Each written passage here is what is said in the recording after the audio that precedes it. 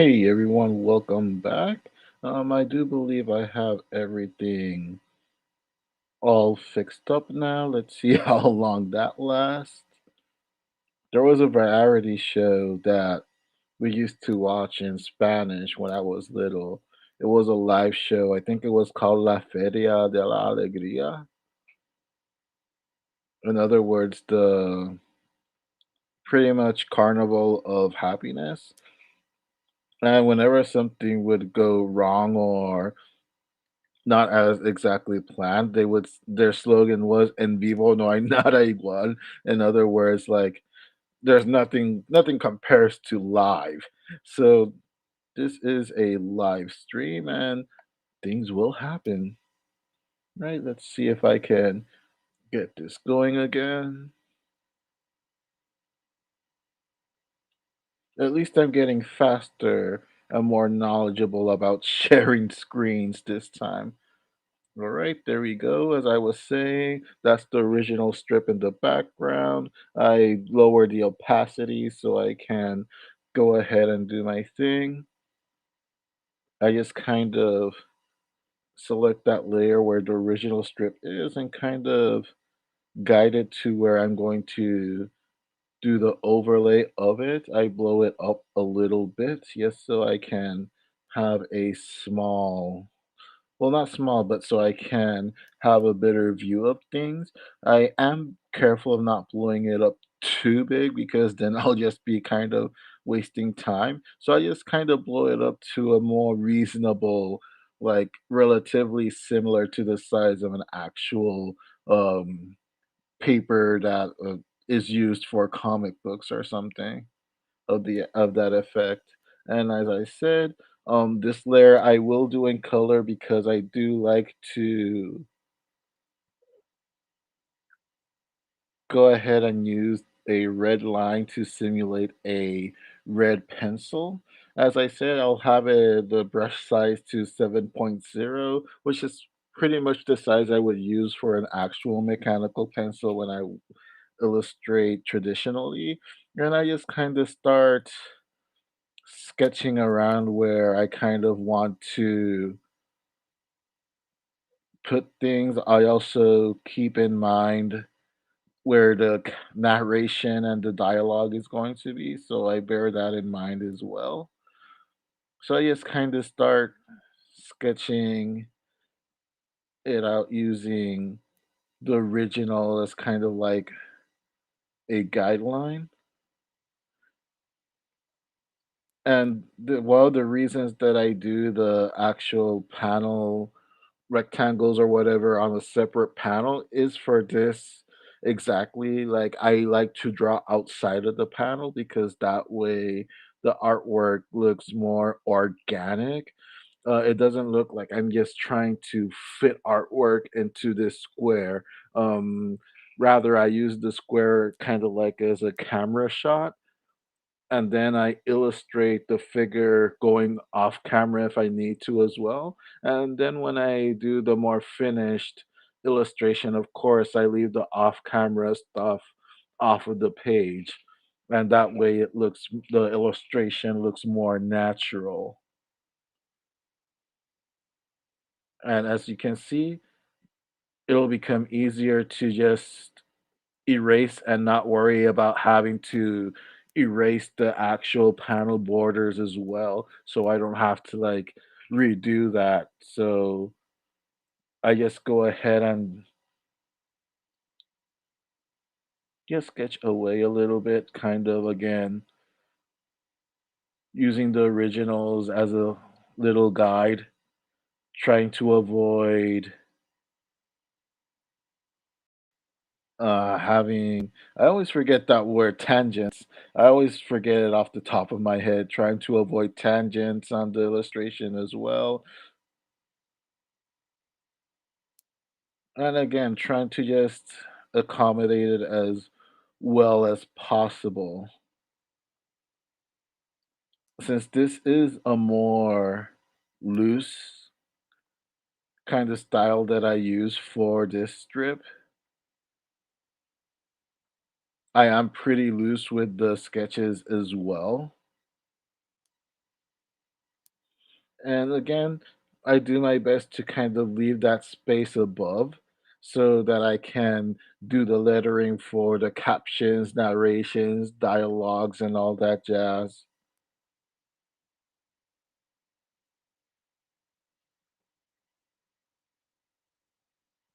And again, as I was saying, I will go panel by panel and kind of decide what I'm going to keep or take away. For example, this strip was 4 panels, just like the 3 panels at the top giving like the exposition and the build up for the last panel.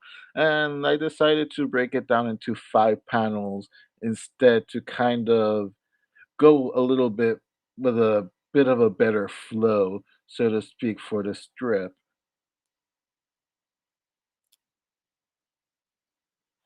So again, like this is panel 2 right here as well. It's a bit of an extreme close up. And probably I'm going to change that angle a little bit. Yeah, I'm going to do more of an upwards shot instead,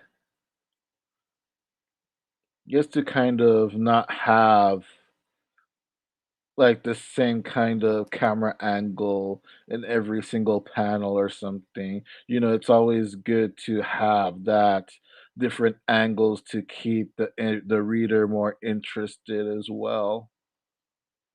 So I just kind of let myself know that I'm doing a bit of an angle there. I'm probably going to change a little bit the angle of the body as well to kind of go more.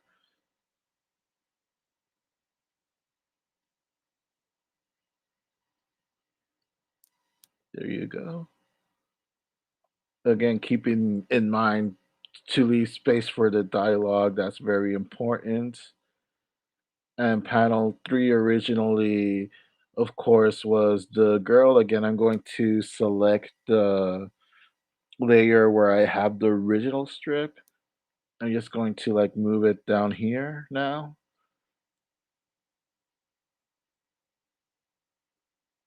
just to go with the flow. I select the sketch layer again.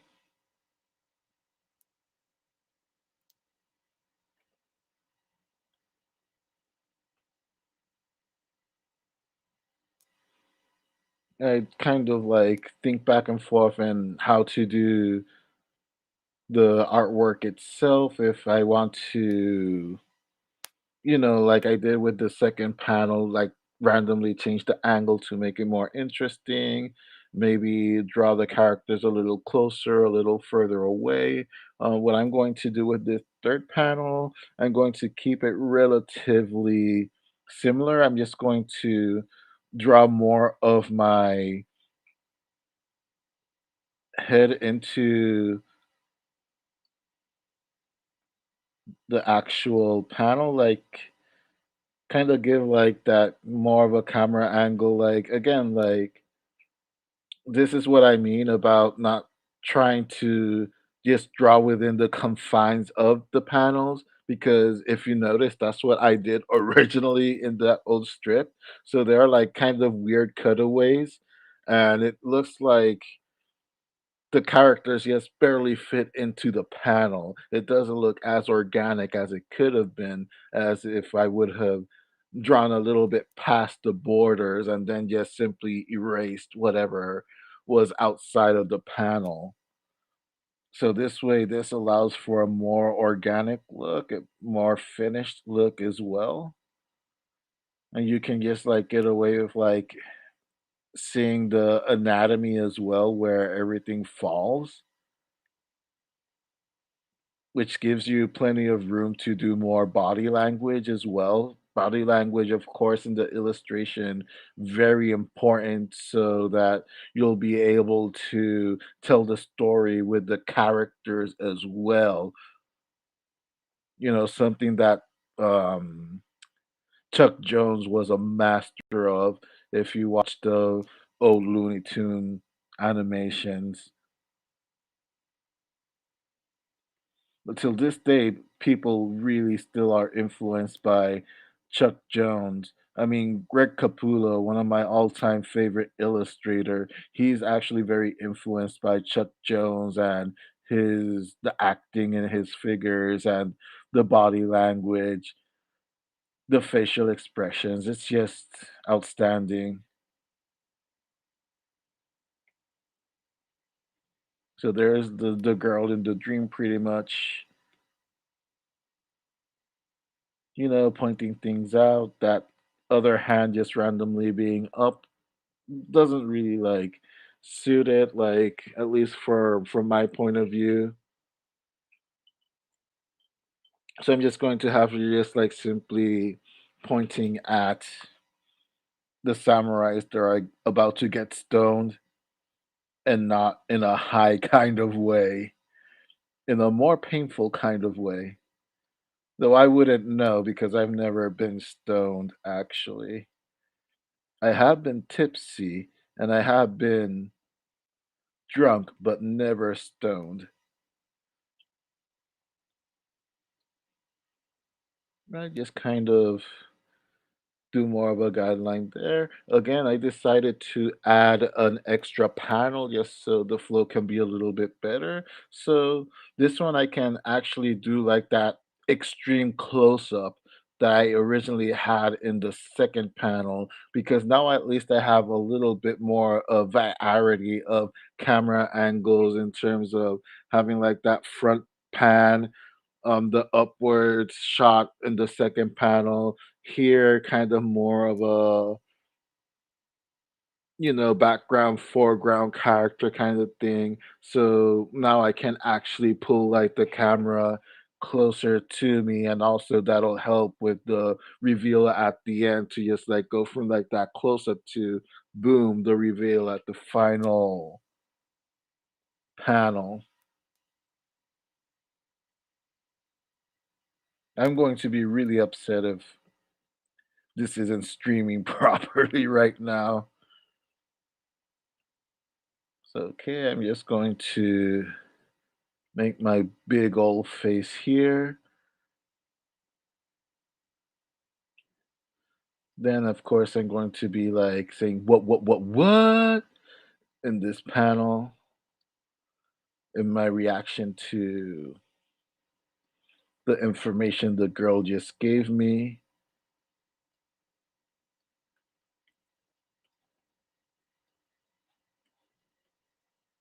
Shocking. And then, of course, I'll just again select the original strip, select move layer, just kind of accommodate it around here.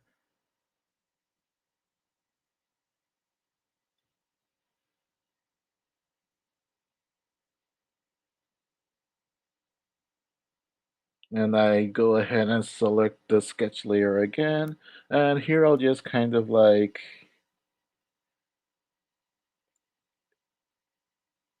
illustrate part of the girl's outline, still like kind of explaining what's going on,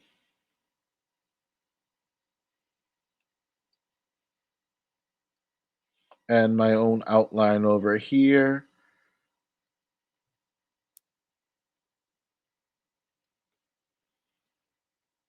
Again, looking down at this whole spectacle that's happening. And from here, I'll just do like a very simple, because again, this is a comic strip. Comic strips traditionally are more simplistic in nature.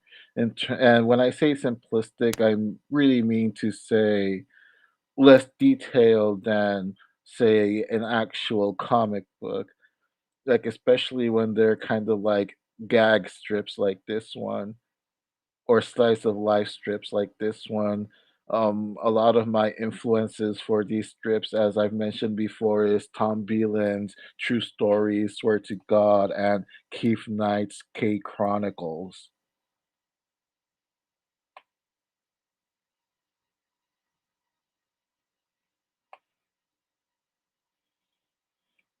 So I'll keep it within the simplicity, keeping it as detailed as possible so that people can tell what's happening in the illustration, of course.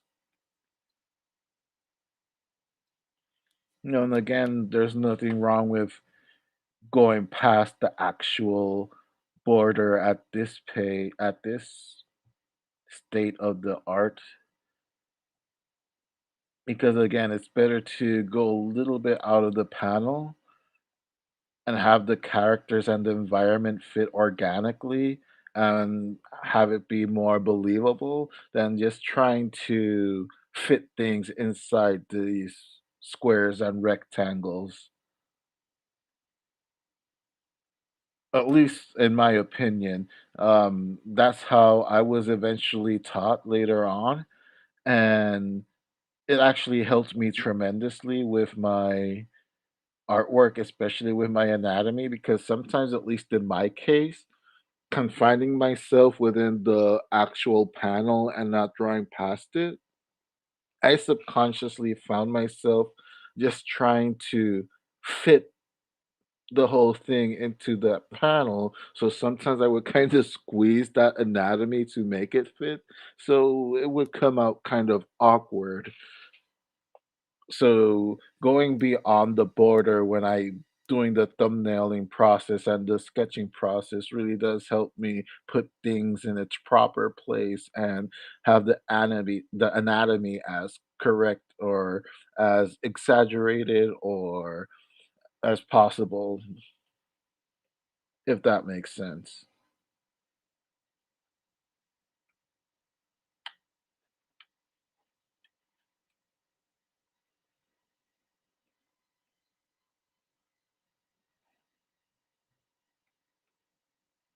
All right, just 1 second here.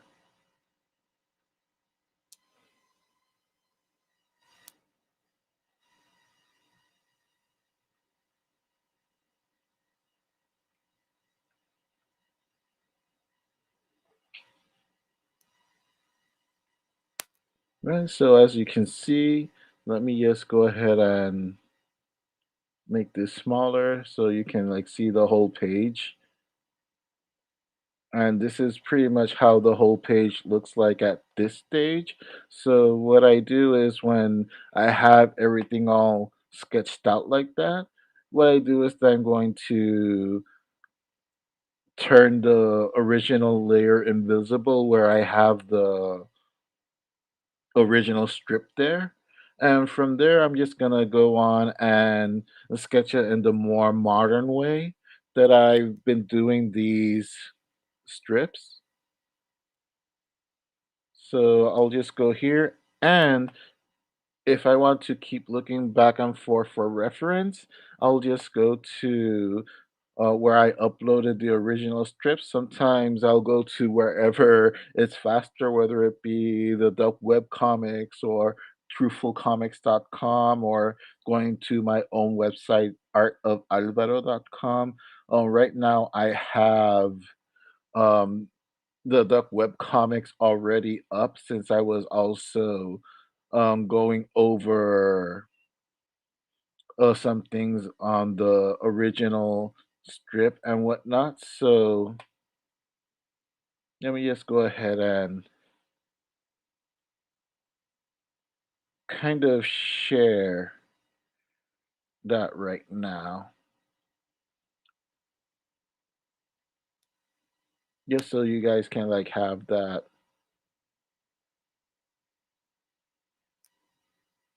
Right, as you can see, I have the tab on the Duck webcomics already open. It's on the strip that I'm doing, and I keep that original strip up there so I can see the whole thing rather than the blown up version that I have on the page on the Clip Studio art. And also to make it less confusing for me to have less things on that canvas where I'm illustrating in Clip Studio art.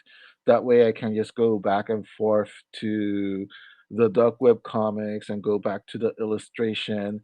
That way I can keep up with the beat of the strip and also with the dialogue. Keep in mind where that lettering is going to fall and whatnot.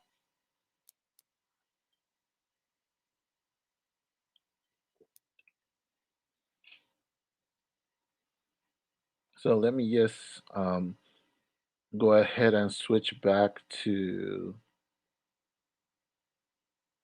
Clip Studio.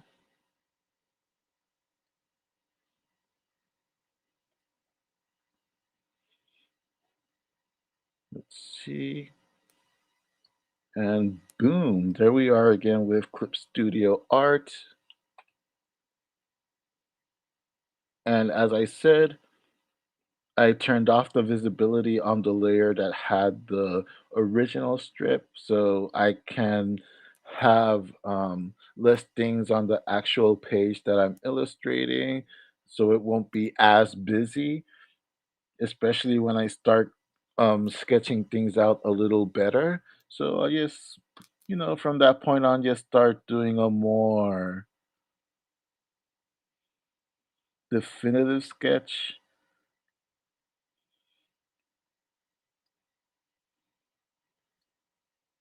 At that time, I actually had short hair. One of the few times I had short hairs and a bit of a goatee. So I have to keep that in mind as well. So I just kind of like do the basic outline of the characters. This is essentially what I do with my other webcomic as well, Fred Peterson, the Mighty Warlord. Like, the only difference is that with that one, I will take a typewriting paper or something and I'll do a very rough sketch on it with my traditional pencils. I'll scan the artwork and then it's essentially what I'm doing here. Like I'll draw over it and ink it and whatnot digitally.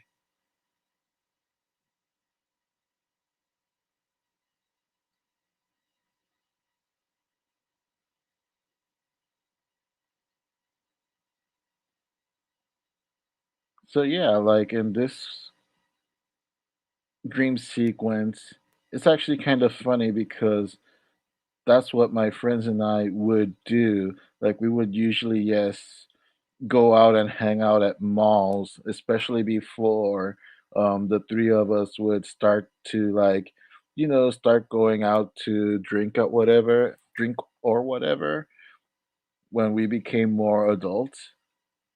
That was basically what we would do. My best friend and I, we would meet up at his place. Sometimes I would actually sleep over at his mom's place with him. And then the next day, we'd go to the first spot where we would all meet up, which would be San Patricio Plaza, which is a mall in Guaynabo City in Puerto Rico. And we would hang out at Metro Comics. And then we would go to a bookstore that there used to be in the second story of that mall. It's not there anymore. They used to sell like a lot of books, a lot of fantasy books and whatnot, and they closed down.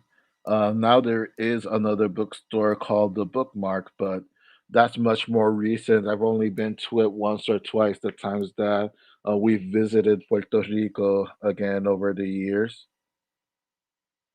And we would do just that. We would meet up in San Patricio Plaza. We would go to Metro Comics, which is the comic book shop, pretty much the premier comic book shop in Puerto Rico.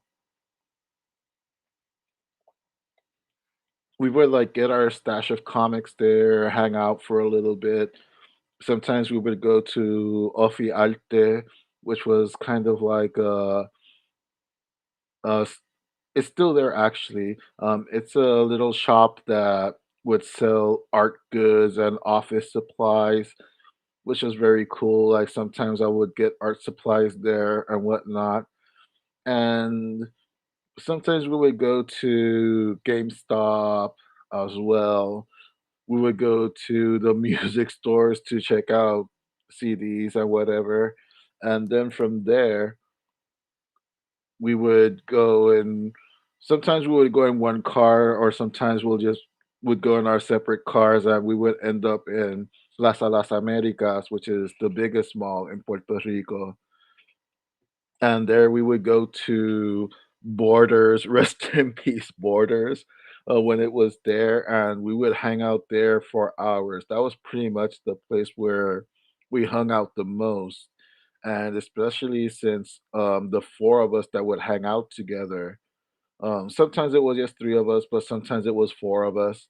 When it was the 4 of us, we would all kind of go our separate ways when we would go to Borders, like one of my friends, he was really into sports and boxing, so he would go into, like, the sports section of Borders to, like excuse me, to, like, see the autobiographies of athletes, or how to do this or how to do that in terms of, like, training and boxing and all that stuff.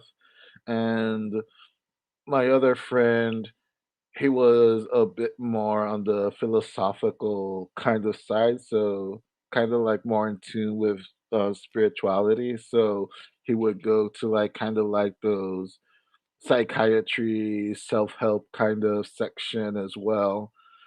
And my best friend and I, since we have pretty much the same taste in everything, we usually would go off together to the fantasy section to see what new fantasy books there were, and then to the manga section as well. And at the end, we would all kind of meet up in the music area and the movie areas and see if there were just some good CDs or good movies on sale. And after that, we were pretty much sometimes cap the night off going to watch a movie in the theater or something. So that was basically our weekends when we were younger. So I guess, like, that dream that I had in this strip kinda stemmed from those little innocent adventures that we would have, and not, like, the absolute debauchery when we were older. A drink for debauchery.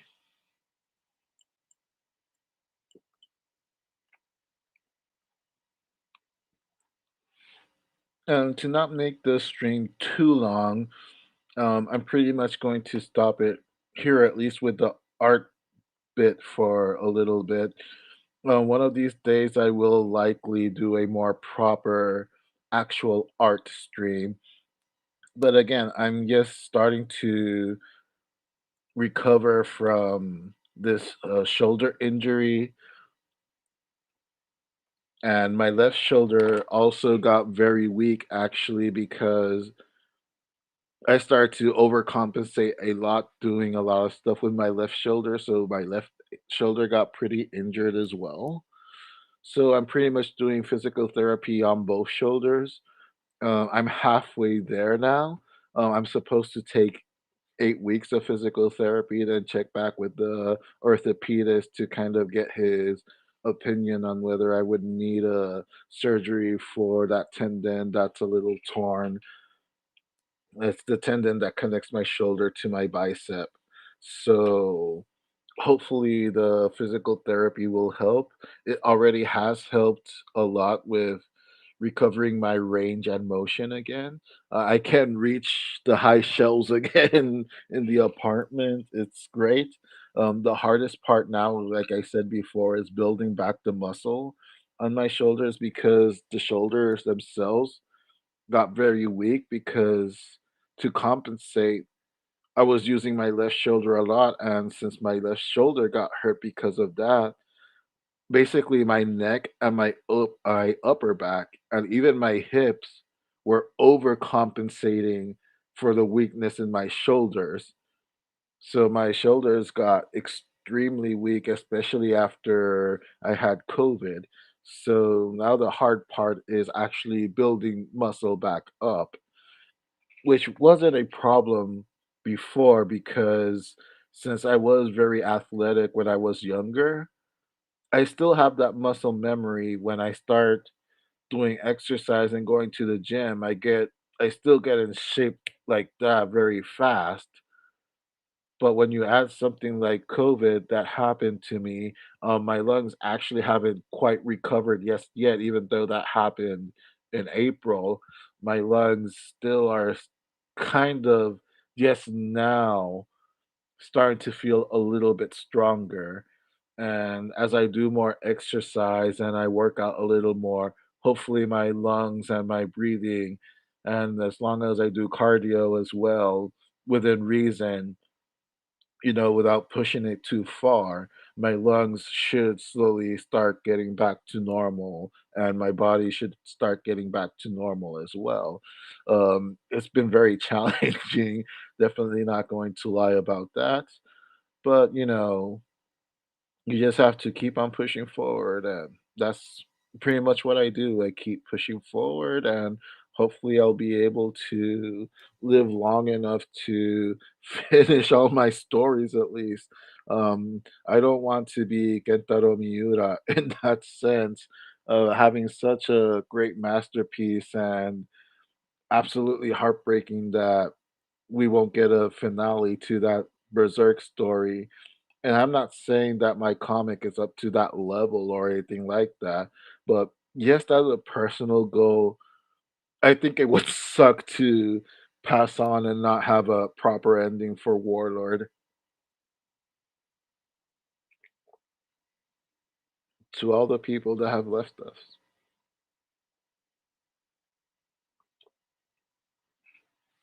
For those of you wondering, I am drinking choja. It is a Japanese plum wine.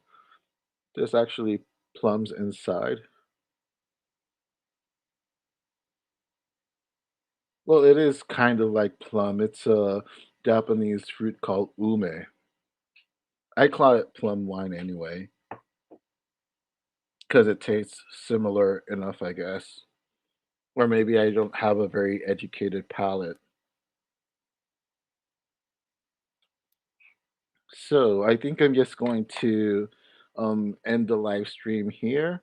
I am going to take a bit of a nap so that when I wake up, I'll finish editing the podcasts that I recorded earlier before I started this live stream. So I can go ahead and start uploading that on my Patreon and get ready for uploading the second episode of the podcast free for the public on Podomatic, Spotify, and all that stuff.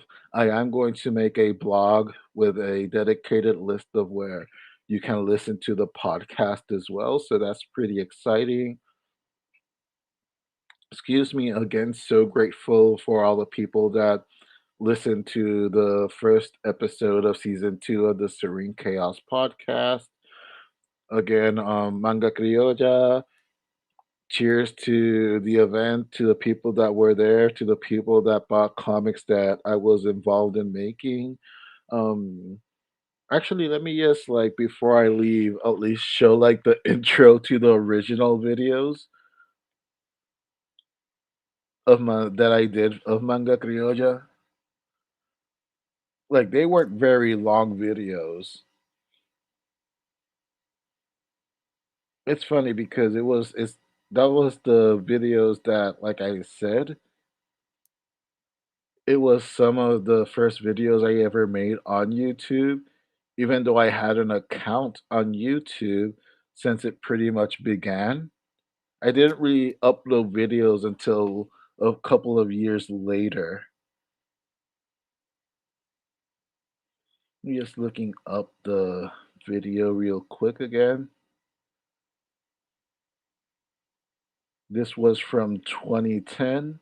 As I said, at that moment, I had had an ankle injury that was work related at the day job I had back then. I was a security guard at a beach and resort, and it was a freak accident with a golf cart trying to help another coworker. It was kind of funny. And if you think someone tearing their tendon trying to help someone else isn't funny, then maybe you just had to be there.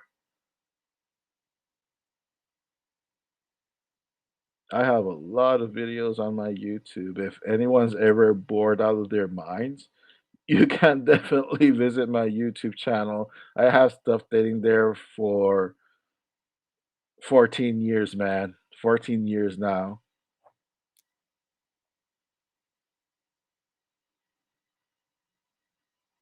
Okay, let's see.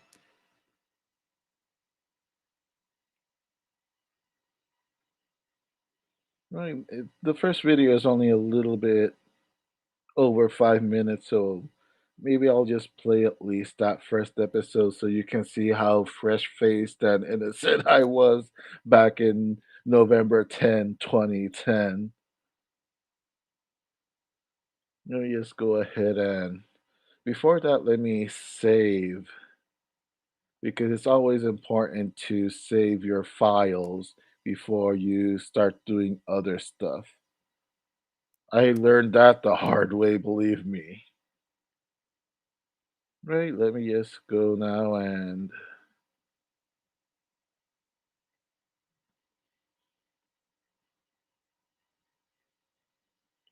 share YouTube.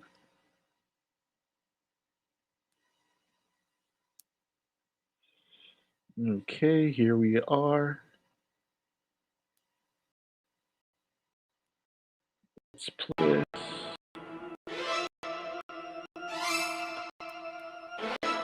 I do believe the audio is sharing. I do see the bar going up and down.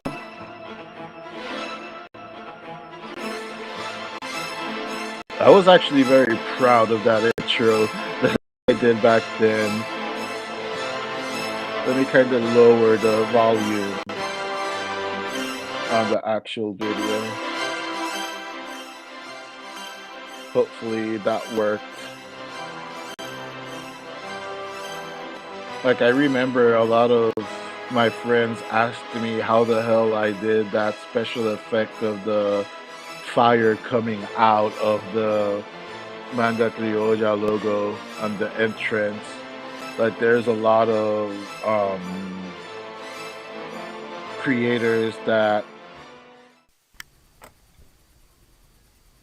are still doing comics to this day. Hello, boys and girls. It's Alvaro Cortez, also known as Lance Danger if you prefer, writer creator of the webcomic The Listen to Mighty that high Warlord. pitched nervous son of a bitch right I'm there. getting ready to go to the Manga Criolla Heroes and Villains convention done by Juan Lapaix.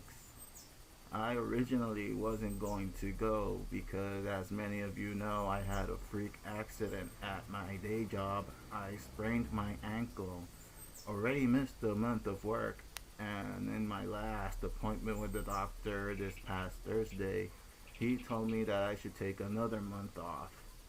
But Danny Jimenez, creator of Silence and Gravestone, suggested that I go to the convention at least, and he generously offered himself to take me there, which I publicly want to thank him for.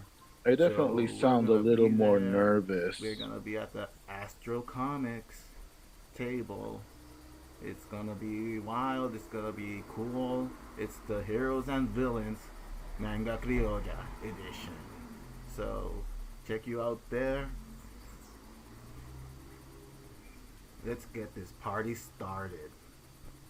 Wow, backwards cap. These That's are really some cringe, gifts I'm bro. gonna be taking to some of my friends in Manga Criolla that's been waiting for them for an eternity now.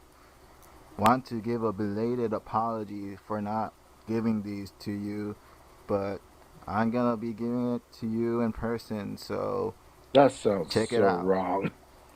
It's I gotta the be giving it to you Webisode edition. in The only person. time I've ever printed it, I was going to be handed out in Free Comic Book Day, but wasn't able to go there. There's also the prologue of Warlord and issue number 1. So It's still it's gonna crazy be a that very late trick or treat, guys. I had those comics around since 2010 By the and moment you're watching this, I'll most likely be in enjoying myself. So And they're actually go selling ahead, guys. as well or better these Take past over the two table, do years. whatever you like. I have all the money anyway. So why are you guys laughing? I'm not joking.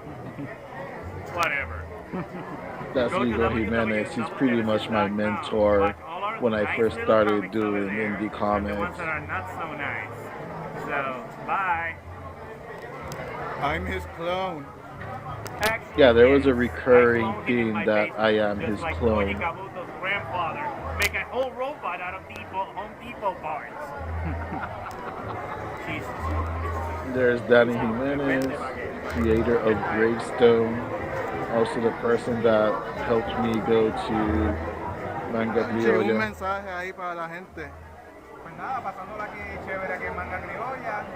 Un It's saludito Efrain a Morales, todos los que another les gusten estas loqueras de nosotros. colleague. Así que next time, be here.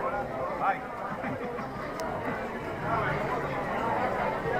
He's there signing some prints. Like it was very hard to record stuff because it was really loud, especially when they would do like the music. I'm still friends with most of them.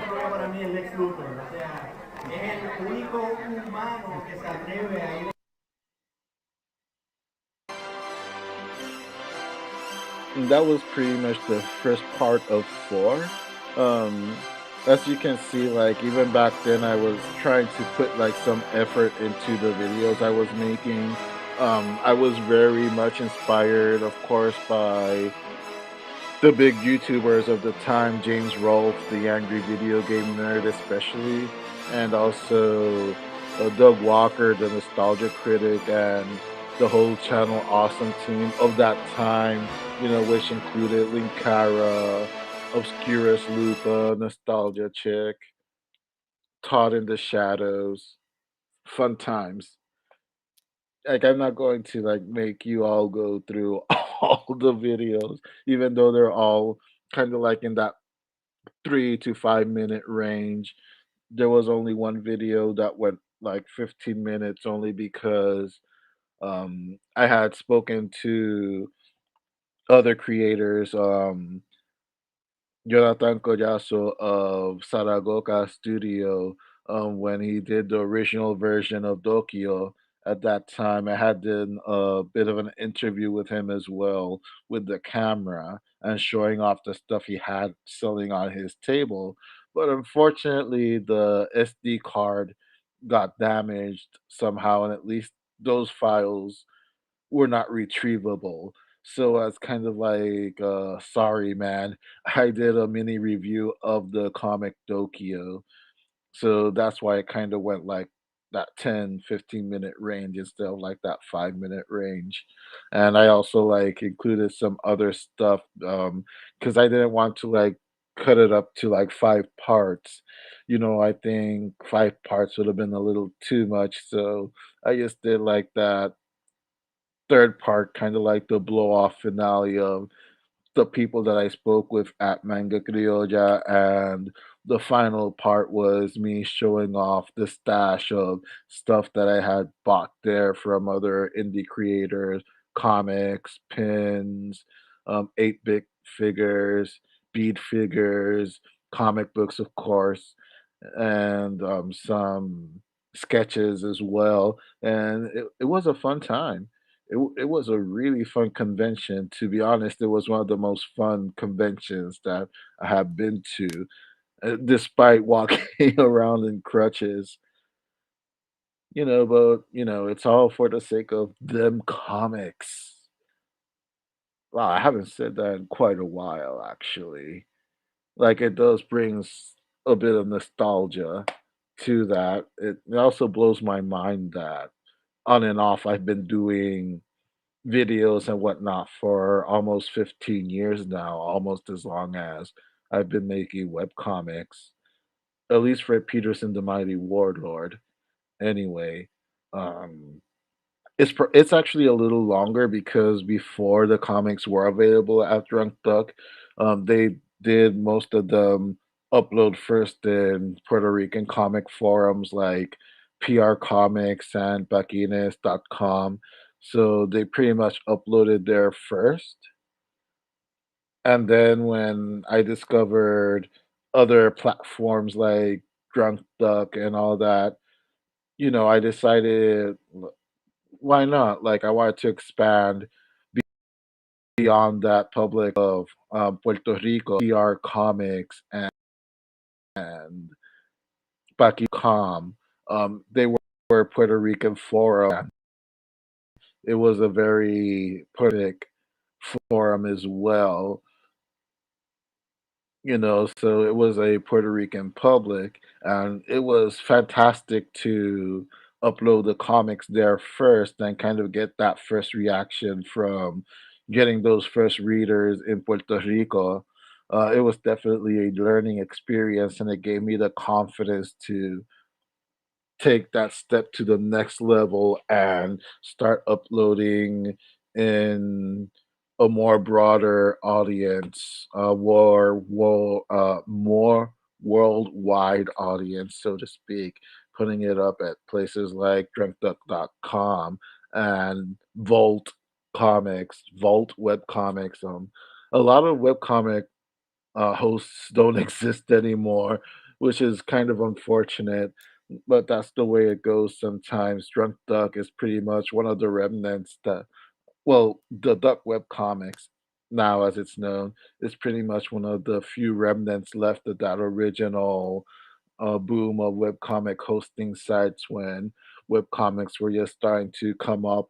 But at the same time, professional comic book creators looked down on web comics, and now people are trying to go head over heels into Substack and webtoons. Even DC Comics are releasing webtoons. We've come a long way, man. We really have come a long way. On that note, I am going to be leaving you guys. I will probably do another live stream um, later tonight. Yeah, later tonight. It is pretty much Sunday morning now. Yes, one for the road.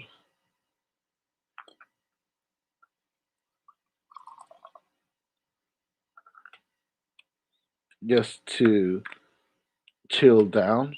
I hope you guys, if you watched some of it or if you decide to watch the replay once all this is recorded, I hope you guys have fun.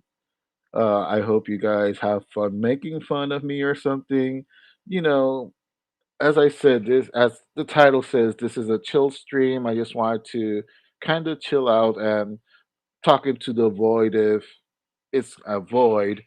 Like I know I stream at very odd hours, so that really kind of affects the audience and engagement because usually, like my friends tell me, like, "What the hell? Why did you live stream at 3, 4 o'clock in the morning?" It's like, well, it's usually kind of like the time that I am able to do a little bit of live streaming, but I am starting to do some recordings to kind of do what I used to do of having some video content for my YouTube channel. Aside from these live streams and the podcast, I will be talking again more about web comics, comic books that I'm reading, share art books. Also do webcomic commentaries again for Fred Peterson, the Mighty Warlord, and my other web comics as well. I'll likely do comic book commentaries of comics that are published, like Project New Wave, Pass 1 and 2. If I'm able to get a copy of it, Gran Matatan, also from Silver Island Studios. I'll do that as well if anyone's interested in that. So I am going to let's go ahead and stop sharing for now.